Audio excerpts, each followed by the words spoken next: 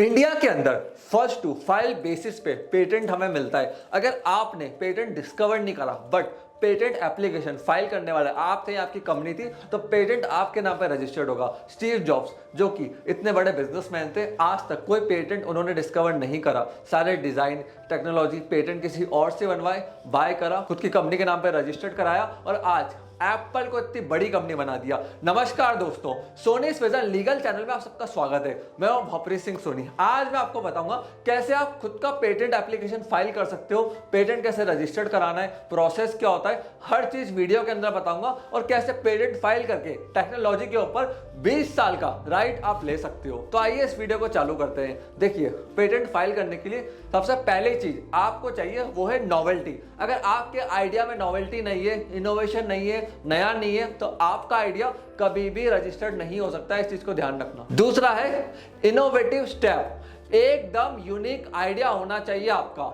Unique idea नहीं है, innovation नहीं है, तो रजिस्टर्ड नहीं होगा। तीसरी चीज इंडस्ट्रियल एप्लीकेशन। इस चीज को समझो, मैंने कोई आइडिया बनाया, वो इंडस्ट्री में यूज ही नहीं हो सकता, उसका इंडस्ट्रियल यूज एकदम जीरो है, शून्य, एक भी नहीं, एकदम जीरो है, उसका पेटेंट भी नहीं मिलेगा। पेटेंट ऑफिस कहता है कि आप कुछ डिस्कवर कर रहे हो, प्रोसेस लेकर आ रहे हो, उसका फायदा क्या है इंसानों को, ह्यूमंस को, या फिर इंडस्ट्री में जो लोग काम कर रहे हैं, इंडस्ट्रीज चल रही है, प्रोसेस में क्या फायदा है, आप यूज नहीं दिखा पाए, पेटेंट रिफ्यूज हो जाएगा।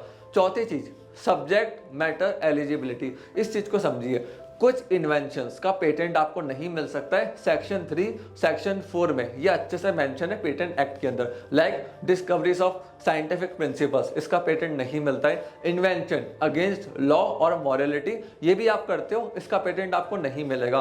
पांचवी चीज सफिशिएंट डिस्क्रिप्शन। एक चीज को समझिए, मैंने एक आइडिया बनाया, प्रोसेस बनाया, बट मैं उसको पेपर में लिख ही नहीं पा रहा हूँ, रिटन डाउन नहीं कर पा रहा, डायग्राम्स नहीं बन रहे, डेटा ही नहीं है।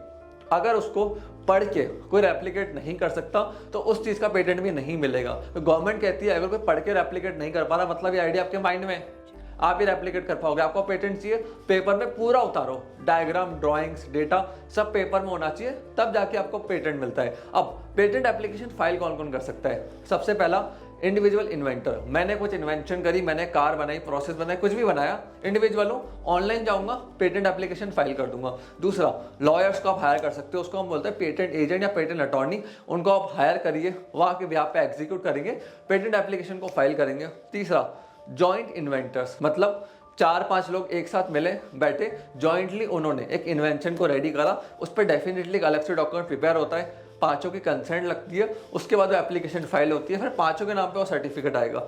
चौथा, असाइनी, मतलब मैंने किसी को असाइन कर दिया उससे पैसे लेके, अब वो रजिस्टर्ड करवा सकता है। वो एक कंपनी हो सकती है, इंडिविजुअल हो सकता है, कोई भी हो सकता है। पांचवा, कंपनीज ऑर्गेनाइजेशन, मतलब एम्प्लॉयज से 100 जने, उन्होंने इन्वेंशन करी, कुछ डिस्कवर करा, कंपनी को राइट दिया कि आप रजिस्टर्ड करा लो, तब कंपनी के नाम पे वो पेटेंट रजिस्टर्ड हो जाएगा। बट डिस्कवरी उन 100 एम्प्लॉयज, 200 एम्प्लॉयज ने करी थी। हिंदुस्तान के अंदर पेटेंट के 4 ऑफिस है, कोलकाता, मुंबई, चेन्नई, दिल्ली। फैक्टर्स मैटर करते हैं कि आपका जुरिडिक्शन क्या है, आप कहाँ रहते हो, कहाँ आपने इन्वेंशन करी है, आपका ऑफिस कहाँ है, उससे आपका प्लेस डिसाइड होता है कि आपका कौन सा ऑफिस लगेगा हिंदुस्तान के अंदर। तो आपका address, place of invention, address for service, इन सब से आपका ऑफिस डिसाइड होगा कि इन चारों में से आपकी एप्लीकेशन कौन से ऑफिस के अंदर जाएगी। डॉक्यूमेंट्स में आपको बता देता हूँ। देखिए, सबसे पहले लगता है invention description, diagram, drawings, data, ये सब आपको चाहिए। उसके बाद क्लेम्स आपको बताने पड़ेंगे कि कैसे आपने इस इन्वेंशन को बनाया, इस पे आपका राइट कैसे और कैसे आपने इसको क्रिएट करा। फिर एब्स्ट्रैक्ट आपको देने पड़ेंगे, समरी आपको देनी पड़ेगी 150 वर्ड्स के अंदर। समरी नहीं दोगे, पेटेंट एप्लीकेशन फाइल नहीं हो पाएगी, ढंग से रिजेक्ट हो जाएगी। फिर इन्वेंटर की इन्फॉर्मेशन, आप कौन हो, आपका आधार कार्ड, आप प्राइवेट लिमिटेड हो, आपके सारे डॉक्यूमेंट्स लगेंगे। फिर एप्लीकेशन में सारी इन्फॉर्मेशन जाएगी, उस इन्फॉर्मेशन को डिटेल में आपको भरना होता है, हर चीज को, तब जाके वो ढंग से फाइल होती है। अब पेटेंट फाइलिंग प्रोसेस में आपको बताता हूं। सबसे पहले पेटेंट की सर्च रिपोर्ट बनाई जाती है। पेटेंट सर्च रिपोर्ट नहीं पता, वीडियो बनी हुई चैनल पे जाकर चेकआउट करो, नहीं तो हमें इस नंबर पे कॉल करो, हमारी टीम आपको पेटेंट सर्च रिपोर्ट बना के देगी, मदद करेगी पेटेंट फाइलिंग के अंदर। दूसरी चीज, आपको पेटेंट को ड्राफ्ट करना है, एप्लीकेशन को ड्राइंग्स बनाने, डायग्राम्स बनाने, उसके बाद आप ऑनलाइन फाइल कर सकते हो। तीसरी चीज होती है पब्लिकेशन।